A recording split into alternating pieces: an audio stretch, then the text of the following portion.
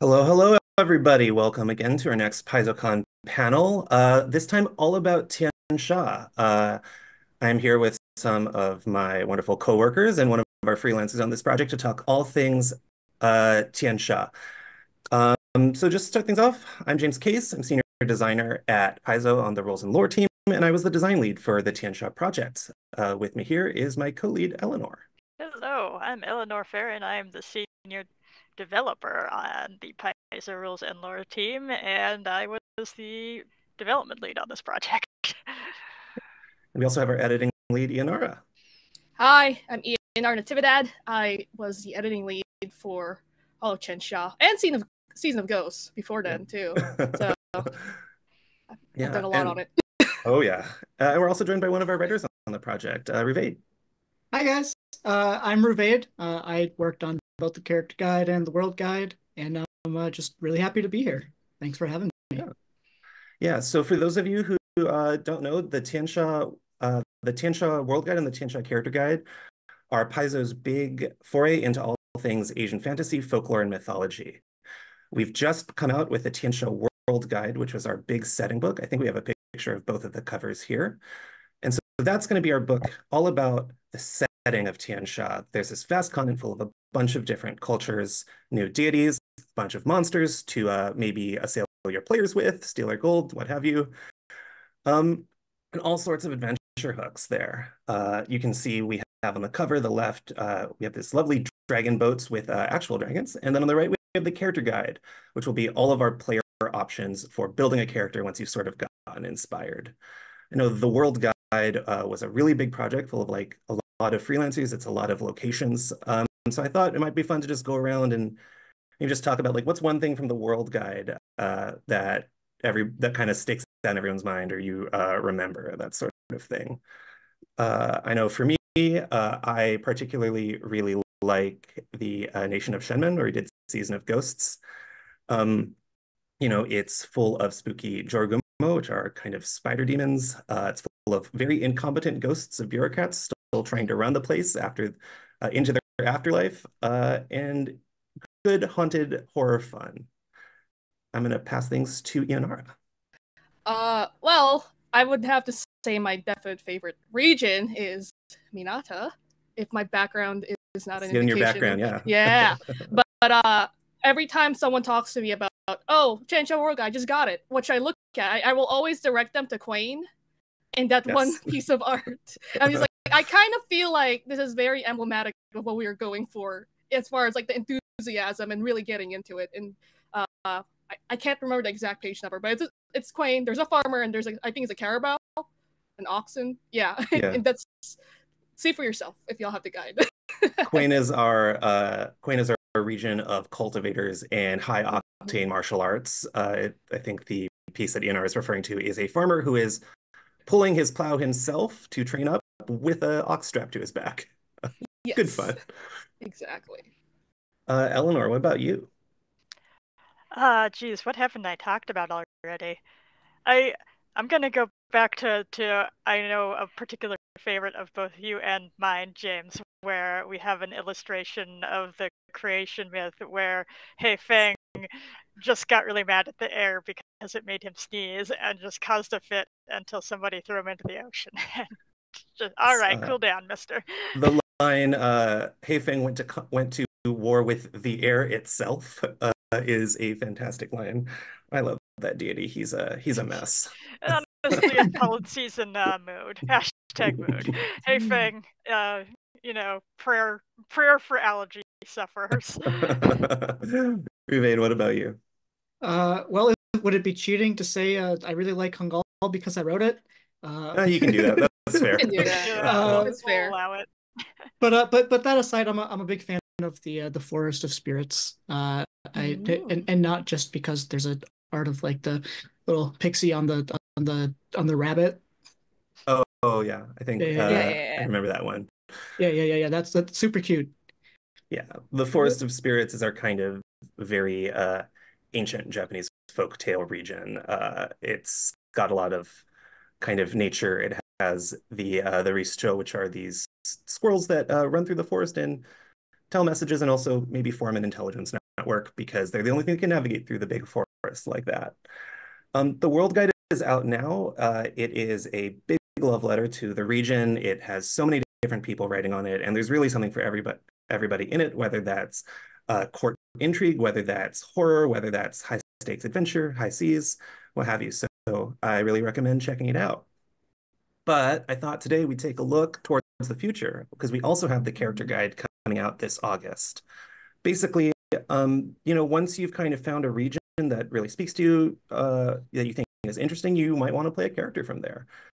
And so the character guide coming out will have a bunch of new stuff. It'll have 6 new ancestries, a bunch of expansions for existing ancestries to give them Tian Xia flavor. I know we had a sponsored live stream last night where somebody was playing a Dokubi goblin, which is just one example of these heritages or other feats that will let you bring more of an Asian folklore myth to your existing character.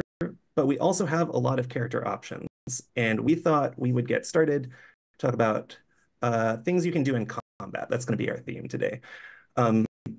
If you have any questions, we are keeping an eye on the Twitch chat, and we'll try to get around to them at the end of the thing.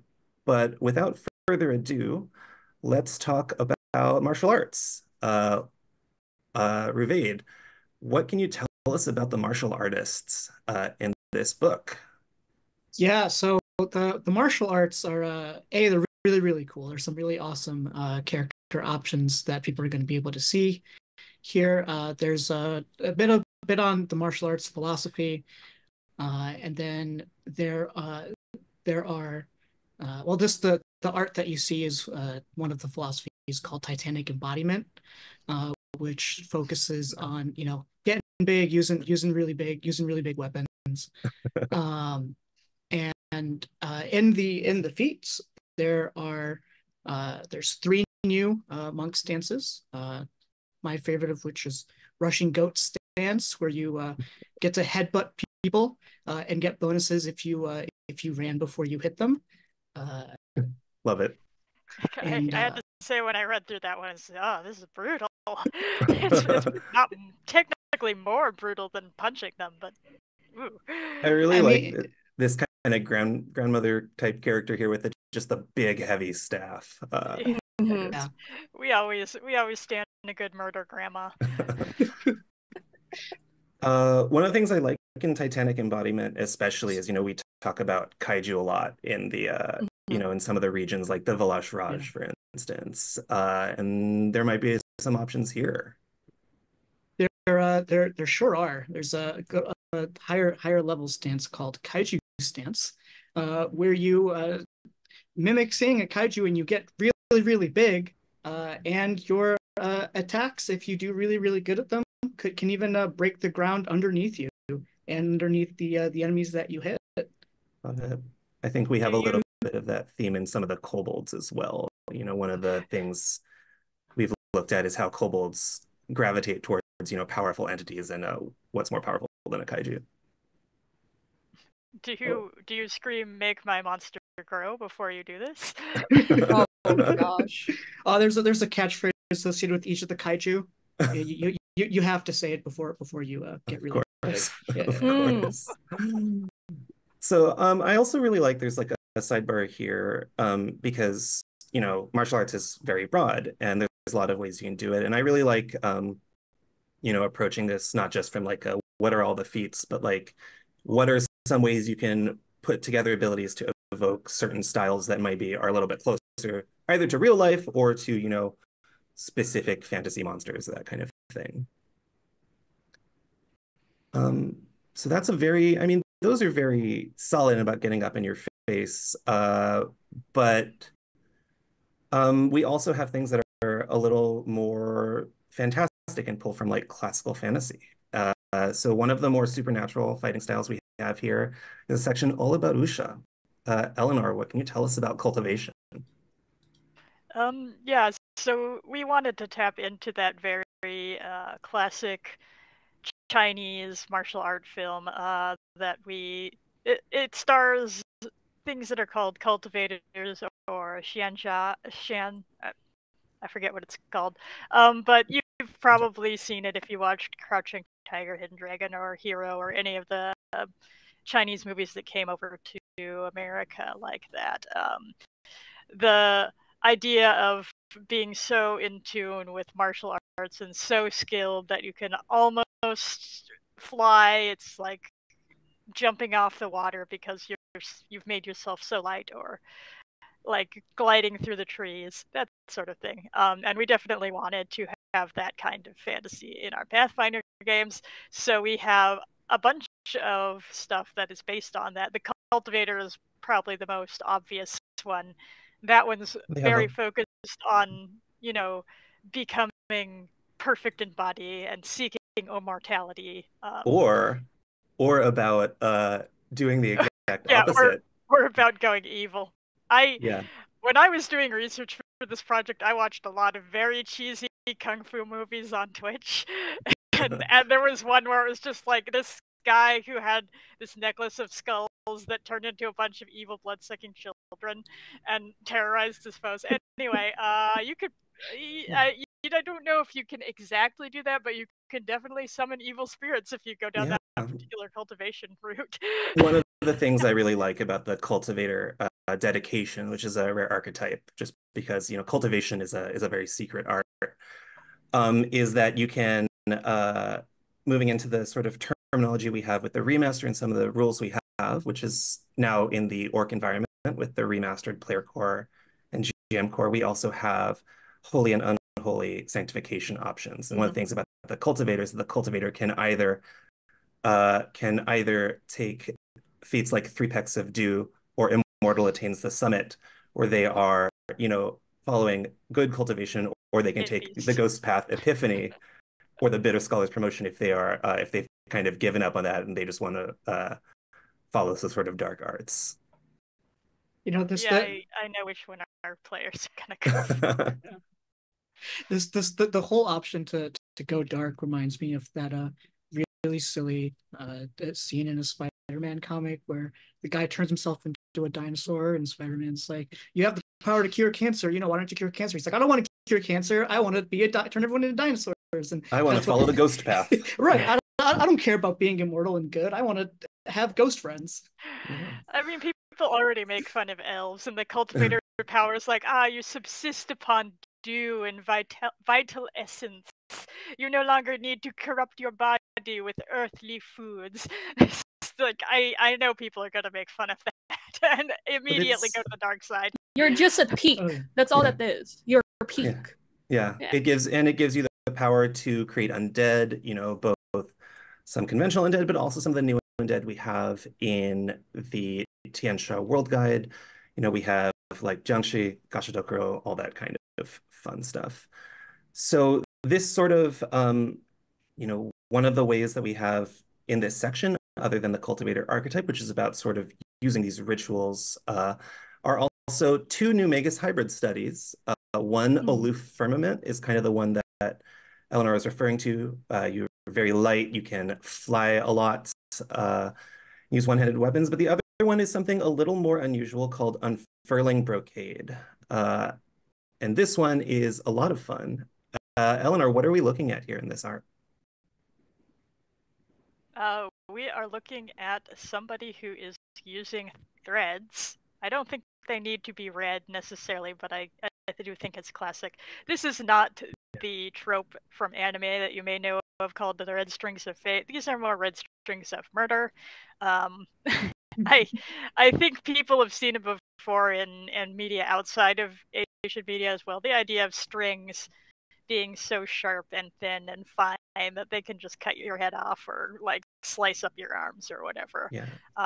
And this Magus is doing that by infusing these threads with chi and other magic and manipulation like that, and basically covering the battlefield with these strings that can totally ruin your day. Yeah, this is a very fun hybrid study for anybody who wants to do very tricky and kind of underhanded things, but in a very elegant way. You can put your chi into any sort of fabric, thread, long sleeve of your robes that you're using, and then use them like a bladed scarf. This lets you do things like trip, grapple, disarm very, very effectively throughout the battlefield. You can also use the aptly named Vermilion Threads ability to set up a web around you of threads that causes people to take damage. You can stand on the threads for some tactical advantage.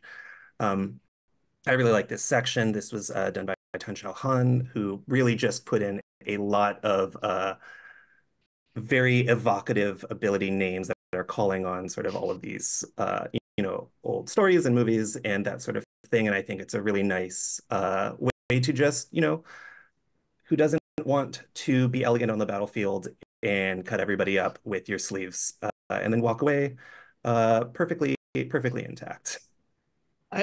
I'll make a note that the names are so good that anytime you use one of the feats, you're contractually obligated to say the feat name out loud. Agreed.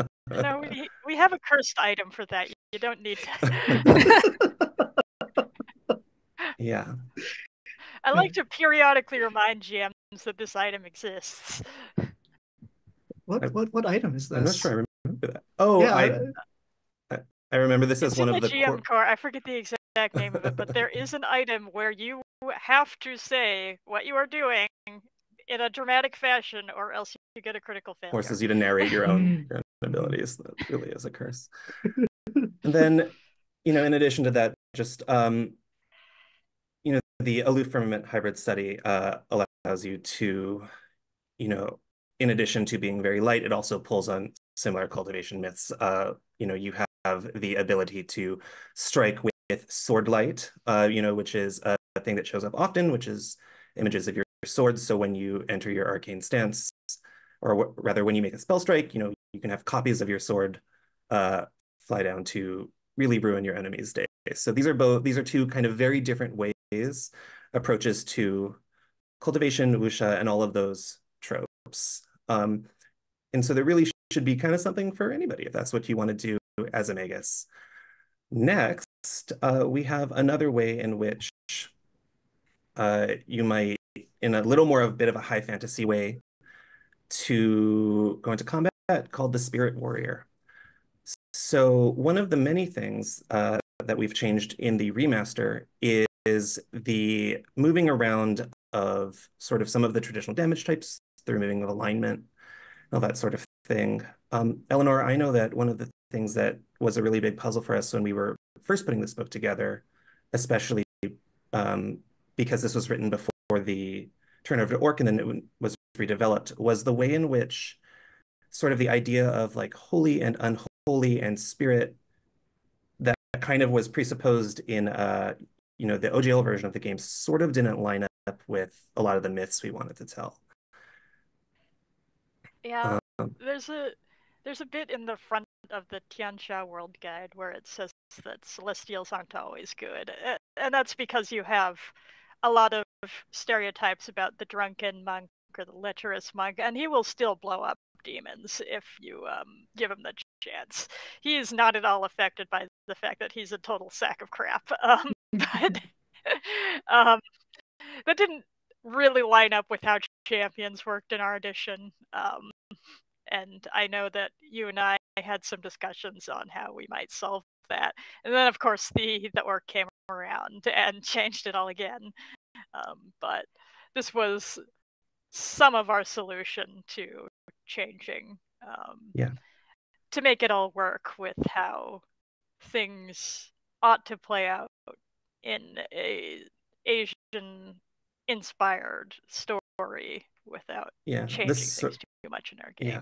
One of the things that getting to put a completely new damage type, spirit damage, into the game was really helpful for was to have an ability to, interface with ghosts or spirits or other kind of ethereal matters that didn't come with a moral judgment on it. So the Spirit Warrior is a type of warrior that you see them a lot in places like the Forest of Spirits, the Chiokai Forest, and the Velashmai Jungle, all places where there's a lot of ghosts or otherworldly entities, and they focus on essentially using their spirit both to protect and, of course, to cut apart monsters. They're very good at using melee weapons and unarmed attacks hand in hand. So you have things like you have things like overwhelming combination that just lets you make 2 attacks very easily. And they also have abilities to say set up a sheltering pulse of energy that gives everybody a little bit of a defensive bonus.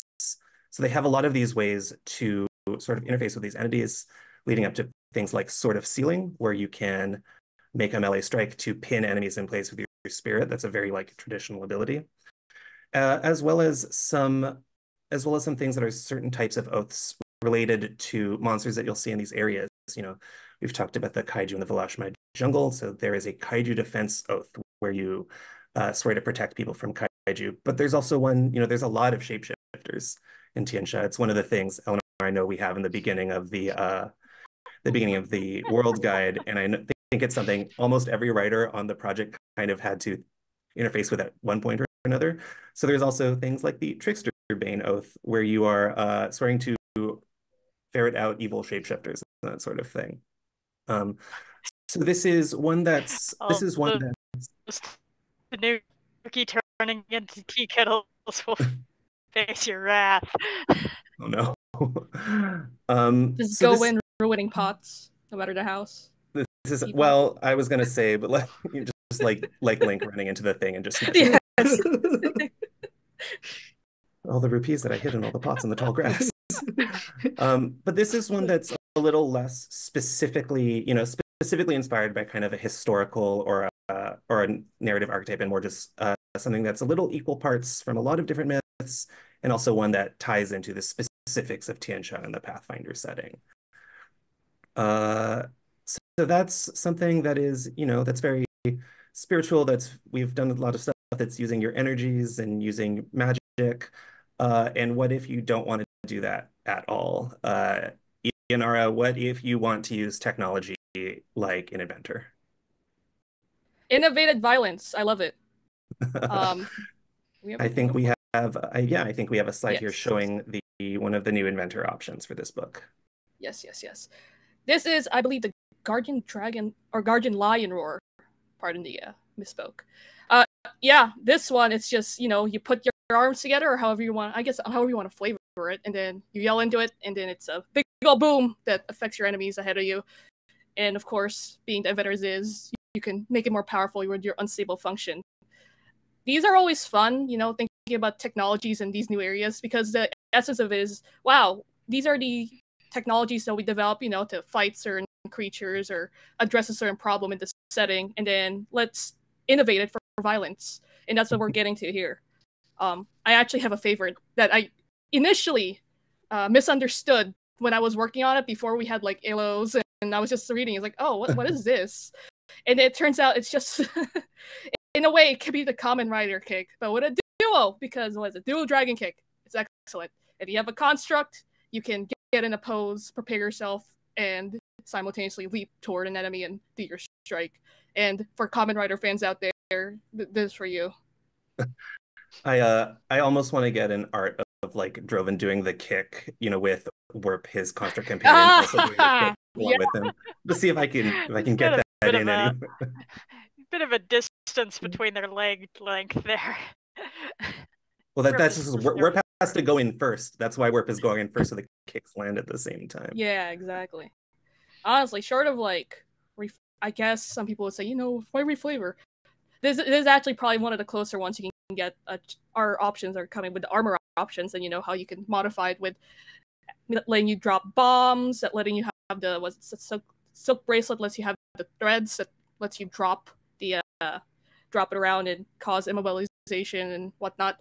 It's kind of the closest thing I can think of to maybe a Sentai or a Kamen Rider suit, where it seems more tech based, but also it still has that in a way fantasy flavor to it, where you can just kind of live out like, oh, I'm just setting people on fire now, or I am just now making my weapon, take on the ability of a certain legendary staff, extending as it will.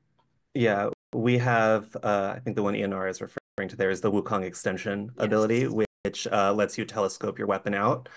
Artifacts and items are a thing that is in this book. One of them is the staff of Sun Wukong, as well as several others. I know, Ruvaid, I think you worked on a couple I sure of these did. as well. Are there any that you particularly like, or? The from the ones that I wrote, the Xian of Life's Duality is probably my favorite. It you alternate between charges of light and dark, depending on how you use the weapon, how you interact with either your enemies or your allies. You get a dark charge when you deal a bunch of damage. You get light charges when you heal yourself or allies, and when you have enough charges, you can unleash them in a giant burst of energy that does either harm if you have dark charges or heals if you have light charges. And that one was really fun to make work in the space that I had. When you have something modular, it can be. But yeah, no, I really like that, and I think it's a fun kind of fantasy first one there. I think people are going to really enjoy using. Speaking of the staff of Sun Wukong, that is one that I'm enjoying seeing a lot. Both because, obviously Wukong is a character from our own mythology, but is also one that exists within Pathfinder and has done some things. And so I really like the staff here. Not only can you summon it and change its size, you can also use it to launch yourself great distances by shapeshifting it behind you. Like all divine artifacts, it is very difficult to destroy. I think you have to, I think it says you have to submerge it in a specific volcanic trench somewhere deep under the oceans, but nobody knows exactly which trench it is. So have fun with that.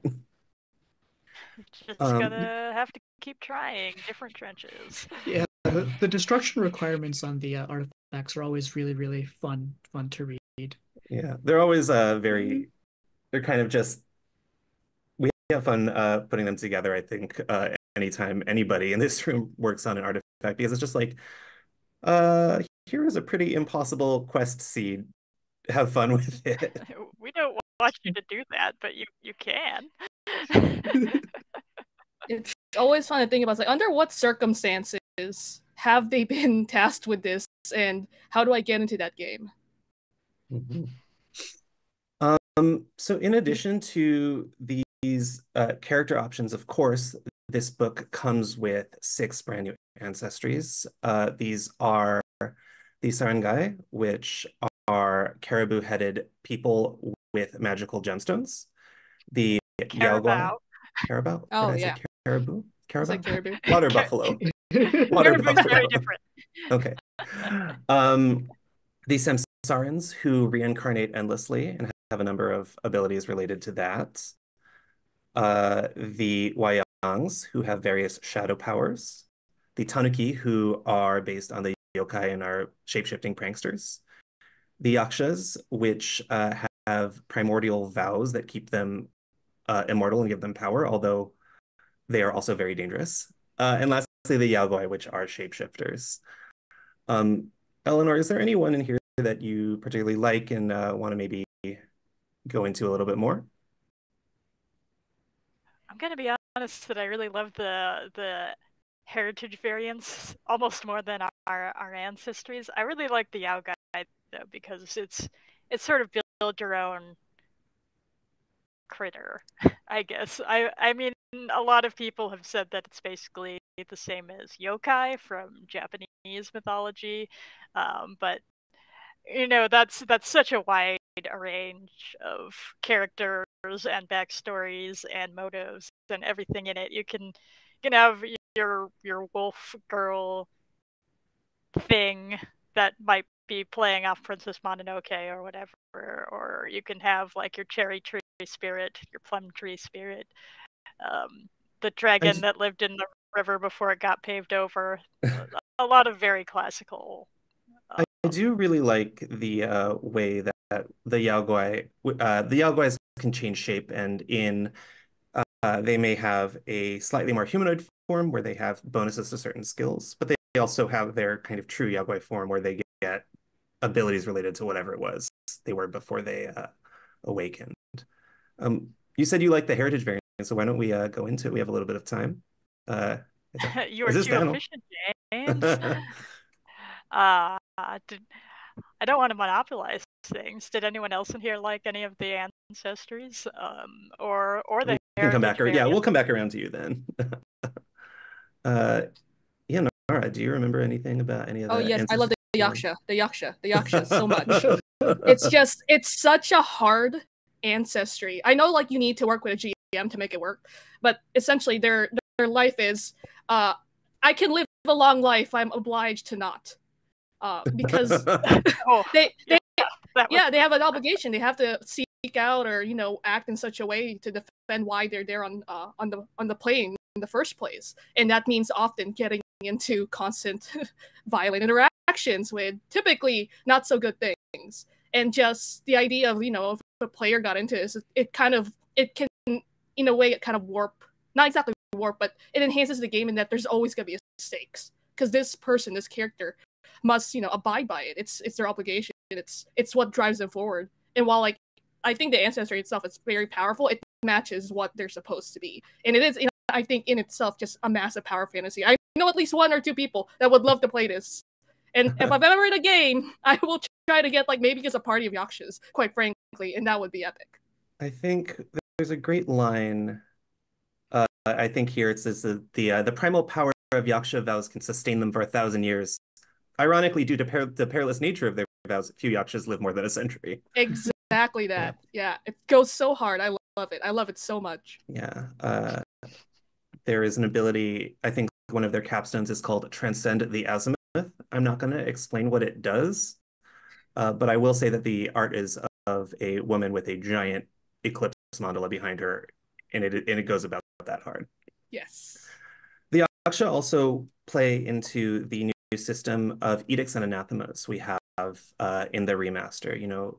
If you've seen Ancestry now, you will see specific edicts and anathema, which are things that maybe principles that guide your character and give you some sense of how to roleplay them. Yakshas also have additional edicts based on their path. So you may have something like deny Lady Nanbyo's charity. She is our goddess of destruction, calamities, that sort of thing. And so the vow to deny Lady Nanbyo's charity says you have to do your utmost to aid or rescue those trapped or affected by natural disasters. So they give you this sort of thing to play into to base some of your role play off of as well.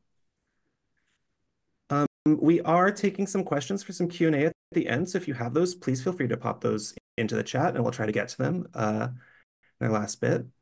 Ruvaid, I think you wrote a little bit of Ancestry for this book as well. I did. I wrote a little bit on the Vanara and the Nagaji, including some new Nagaji ancestry feats, considering the prevalence of Nagaji in like I believe it's the Volashmai Forest or the Volashmai Jungle and whatnot. It was a good chance to expand on them a bit. And one of the feats that I'm a big fan of is a feat called Throat Pocket, where you make by manipulating your Nagashi throat, you make a little pocket of air and you can store stuff in there. Much like the Leshy's empty gourd head and other ancestry options that have something similar. You just put something in there and you can take it out at a later time. Very importantly, your speech is a little bit hard to understand when you've got stuff sitting in your throat, but on the other hand, when you take it out, it will be clean. So I like their ability to put some poison into their mouth and then spit the poison at enemies. I think that's very rude, but definitely an effective way. I think anybody who takes that feat needs to go onto Google and look up the boom slang threat display. A boom slang is a very venomous snake, but it does not hood up like a cobra. Instead, it hoods up vertically, and it looks extremely silly, like its neck is completely puffed up and swollen, and that's what your character looks like when doing this. That is very much was very much a piece of inspiration for the for the feat when I wrote it. It just you look really silly. There's a question here about if there's any new healing options for people that like playing healers. This book does have an entire section on medicine in Tian Xia. We've talked about this a little bit earlier, But there is a section on how to use elemental medicine in your game. This is very much based on determining whether a character has maybe too much water in their body or like too little earth, and then creating specific medicines to sort of help them along here. I think it has a little bit of a different niche than the standard usage of something like battle medicine. This is more for like long-term conditions and afflictions, and it's very good at that. It has a wonderful bit of lore about Fumbus trying to diagnose Harsk with saying something. It's like, well, sesame seeds are black and therefore associated with water, and therefore I'm going to use them to treat. And I think it says like, this is an example of a failure. This is an example of success. So if like me, you don't actually know a lot about elemental medicine and left it to the trust of our wonderful and very knowledgeable freelancers and to kind of port into this game, it's a really good way to kind of understand how this might apply in Tian Xia. And then of course it has various skill feats related to this, ways to if you've had elemental medicine, sort of metabolize it for a little bit of an extra effect. That's good fun. Somebody in chat would like to know a little bit about the Hunger Seed heritage. Eleanor, what's the Hunger Seed? Well, it was going to be a tiefling heritage, and then we got rid of tieflings, and also Oni are no longer fiends, they are spirits. So the Hunger Seed heritage, that is what was formerly the Hunger Seed tiefling variant that would have been descended from Oni, but since that doesn't work with our cosmology anymore even a little bit, they spun off into their own thing, so you are partially descended from an Oni, and it's not as weird as you think, depending on what anime you read. Maybe you read Yuritsei when you were a kid, or something like that. But yeah, it's gonna look a lot like what you would expect. Very, very. You get a horns unarmed attack. If you're a Hunger Seed, you have horns, even if they're little tiny nubs. It's based on the idea of having to hide those horns in Japanese myth, and you're going to be pretty good at smashing things up. Just due to your heritage, assuming you take those feats. I remember there's one where I believe if you are below half your hit points, you move a heck of a lot faster, and it's blood-soaked dash is I think what it's blood-soaked dash is what it's called. Yes, something like that. Yeah. For Ianara is saying Yaksha go hard for me. The one that is the brutal one for me is the Hunger Seed heritage. Oh, that's true. Yeah, we did some, with the recasting of Oni to not be fiends. It didn't make sense for them to be Nephilim, so we gave them a lot of just very folkloric abilities, like a third eye that can blast lightning out of it, or the ability to just go on a rampage. It's good fun. I think that it will definitely appeal to characters who want to kind of get up in the thick of things. If I'm remembering correctly, Hunger Seeds, they have like a relatively involved transformation as well, right? Is this the right ancestor I'm thinking of? Yeah, like tieflings, they've got a capstone feat where they become more Oni-ish. Yeah, they have a feat called Kishin Rage. That was super cool. Yeah, they have a feat called Kishin Rage. We've I think they used to be the demigod level ones used to be called Oni Daimyo, and we've sort of renamed that to Kishin just to kind of pick up on the existing term for what is a really powerful Oni. Yeah, they get bigger, they get a lot of buffs, and they get a precise blood sense within 60 feet. So they always, as long as you are wounded, they know exactly where you are. Fee, fi, fo, fum. That's scary, and I would prefer if they didn't know that. It's a level 17 feet. It's a good capstone. Don't bleed. Don't bleed. Just don't get hit. Just don't get hit. Just be a skeleton. We have one question here about the Starlit Sentinel. I think we've already said a fair bit about the Starlit Sentinel. I will say that the Starlit Sentinel, which is kind of our adaptation of the Magical Girl, although it's themed after the Tian Xia Zodiac, another section that you'll see a very nice and long creation myth. We kind of have our own take on the myth of the zodiac race here, although it takes a little bit of a different form. It's not really a race. Yeah, it's kind of our version of that myth, but in a very, very different way. They have they can transform into a sentinel form, and they have two focus spells they can only cast while in their sentinel form. And each one is a little bit different based on what constellation of the zodiac is kind of your constellation of the zodiac. So for something like, say, some of these zodiac creatures are dragons. So for something like, let me pull this up. I've lost myself in my document. So if you are something like the sea dragon, your shining starlight attack is a line of pressurized seawater. If it's the swordswoman, it's blades of light.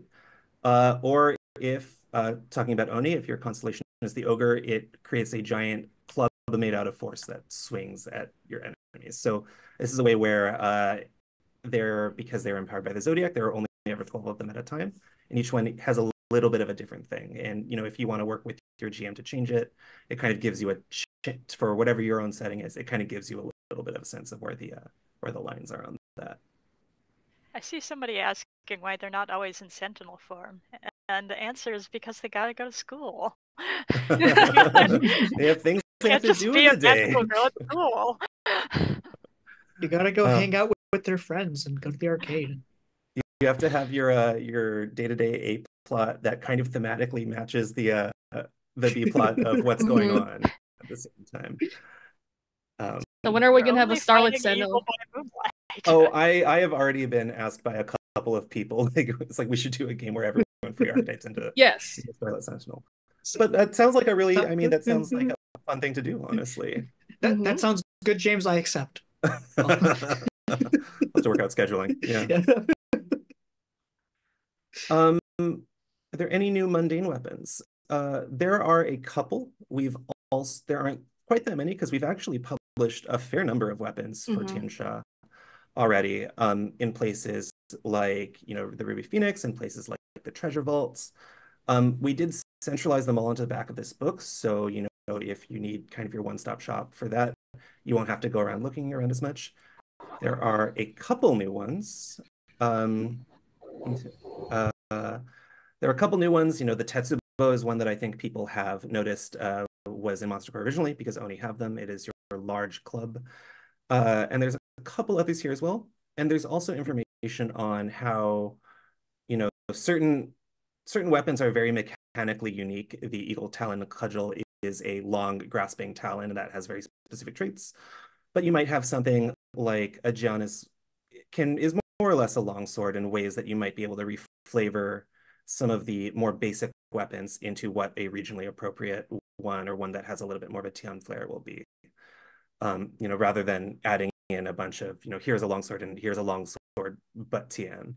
We prefer to keep those for when the weapons really are doing very unusual things, like the 3-section staff or what have you. I think, well, we've really blown through this. We're just really excited to talk about Tian Xia, frankly. I've seen some. There's too many cool things. A lot of cool things. Oh, you wanted? Yeah, Eleanor. I see some questions about animal companions and a question about the Bakua lizard folks.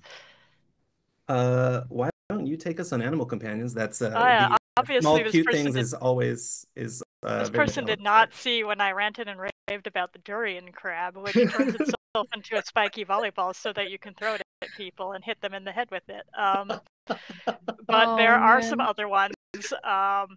There's something called a hermit crate, which is like a tiny little hydra that hides inside of a seashell and pops all its heads out and will bite people or curl up into its shell. There's something called a Sunda flora, which is made out of flower petals and does little dances. There is something called a Tikar urchin pad. Tikar is, I believe, a type of weaving pattern. They kind of look like they're woven, but they're actually more like a cross between a lily pad and a jellyfish. Do not ask me how it walks on land. It just does. It's probably squishy and icky. There are also some new familiars as well. One I really like is the Kinnars, I believe they're called, which are a pair of tiny little celestial musicians. It's a pair of, one sings and dances and one plays a vina. And even though they are two creatures, they have a soul bond, so they get to function as a single creature. And they have one ability that's where one of them plays their instrument and the one where the other puts on a dazzling show. And so it's very good if you want to have like a little bit more of a celestial flavor, or if you're playing somebody who has a lot of connection to the arts, like a bard or something. Everyone's asking about Kitsune. Yes, there's some more Kitsune stuff. We're not going to talk about that. Buy the book. Wow. We do have, so we do have an expansion on a couple of the existing ones. There's a little bit of Kitsune, a little bit of Nagaji. For some of the other ones that are already getting their kind of spotlight, like Tengu are already getting their spotlight in Player Core 2. So we wanted to use this space to more focus on the ones that hadn't had quite as much support over the years. But there is quite a lot. There's a number of new sprite heritages. You say somebody wanted to ask about the Bakua lizard folk? Yep. This one? Yeah. I have to remember if they're the ones with the spirit coffin or if that was the Makari. No, that's the one. That is the one with the spirit coffin, I believe. I think this is the spirit coffin one. Yeah. They're very common in Minata. They're based on, I want to say, a Filipino mythology. They're based on the Baku, the serpent who ate the moon. That's where they get the name Bakua. They do not eat the moon. Are you sure? Are you sure? I don't think we gave them a feat to eat the moon, and that is probably on us, if I'm going to be Are you forgetting about the 17th level feat moon eater? Which right there. Yeah, no, they based on Legend of the Serpent Who Ate the Moon. So at level 17, we let them eat the moon. They can cast Eclipse Burst within an area, and also it causes all of the light to dim within a very, very, very large radius of them doing it. Those jerks eating the moon again. This is like Dragon Ball Z. Right. We are almost at the end of our time, so why don't we just lightning round just one thing from this book that you're looking forward to either building onto your character or getting into players' hands. Let's start with you, Eleanor. Oh no, don't start with me. I am still in love with the Tsukumogami puppets, especially because they get a lot of powers to scare the crap out of people, like you do. I think they get to cast a spell to cause like fear, and they are specifically required to like make a horrible face at people when they do that, and all the objects in the area also come to life and make a horrible face at the victim. Something like that. I do enjoy that. Ianara, do you have Initially, I was gonna say Magical Girl Aksha, but I think I'm gonna change it to Magical Girl Tanuki now because I think a Tanuki would just be so conducive to like I have a normal life, haha, and then B plot or whatever the A plot is. It's just I think it'll be funny and also very fun. James, now's the time to recommend that adorable Tanuki show you keep showing us clips from. Eccentric Family, yes, it's a wonderful family drama, and everyone should watch it. Well, now you've scooted me because I was going to say Tanuki. I like, what's an ability we haven't talked about in Tanuki? I like their ability to, they have one ability called Pompoko, which is not just the name of the movie, it is the sound specifically of patting on your belly, where they can use their stomach as a musical instrument, and it can upgrade into an ability that they can use to do a cone of sound, either because they play very loudly or very poorly, or both. It kind of doesn't matter. There's a lot of stuff in Tanuki about them not being very good at things and how that's just kind of part of being a Tanuki is losing a lot. Ruvaid, why don't you take us home? I think I'm gonna highlight a feat that I didn't talk about earlier, 18th level feat called Echoing Violence that I would love to get off at one point on a character. It is a feat with the death trait, and you hit somebody so hard, and if they fail a save, their body just explodes. Good fun. I want to state for anybody being skeptical here that I when I was watching all of those extremely bad kung fu movies, people exploded a lot more than you Sure think did. they did. It is a cornerstone of the genre, in my Yeah. opinion, right? But yeah, that'll take us through the character guide. So Tian Xia is really a very broad look into a lot of things. You know, you have regions that are very intrigue, you have regions that are very high tech, you have regions that are on the desert, you have regions that are even underwater. The World Guide is out now, so please go check it out. It is very much a passion project and a love letter from about 40 writers and creatives who all put it together. It is Asian American Pacific Islander Heritage Yes, Month right now.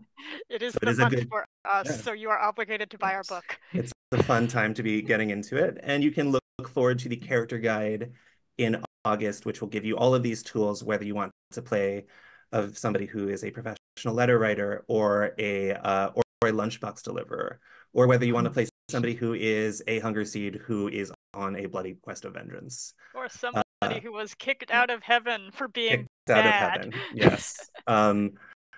Thank you for coming. Let's just go around and see where we can find you if you wish to be perceived. Ianara, who are you and where can people find you? That's me. I'm on the X site.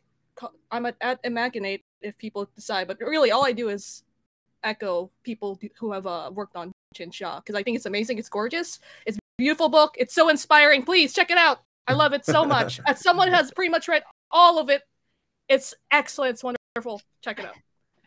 Eleanor, I know you don't like to be perceived, but once more, who are you? Oh, is that for me? Did you? Yeah, I'll move over. And last, Ruvaid? Yeah, you can find me also on the X site, at Darth_Ruvader. Great name. Thank you. Yeah, you can find me by that name on pretty much anywhere. I'm also on Blue Sky, as Darth Ruvader, no underscore there. Yeah, I had a great panel. Thanks so much for having me here. Thanks so much for helping run the project. Yeah, you guys are gonna love this. Love the book. A lot of really cool stuff, and everyone did such an amazing job on this. We'll be in the Discord AMA for a little bit after this. We've already given you a lot of spoilers, so don't ask for too many more, but we'll see. Otherwise, enjoy the rest of your PaizoCon. Happy gaming. Go get a crit on somebody and make your GM sad. Bye, everyone.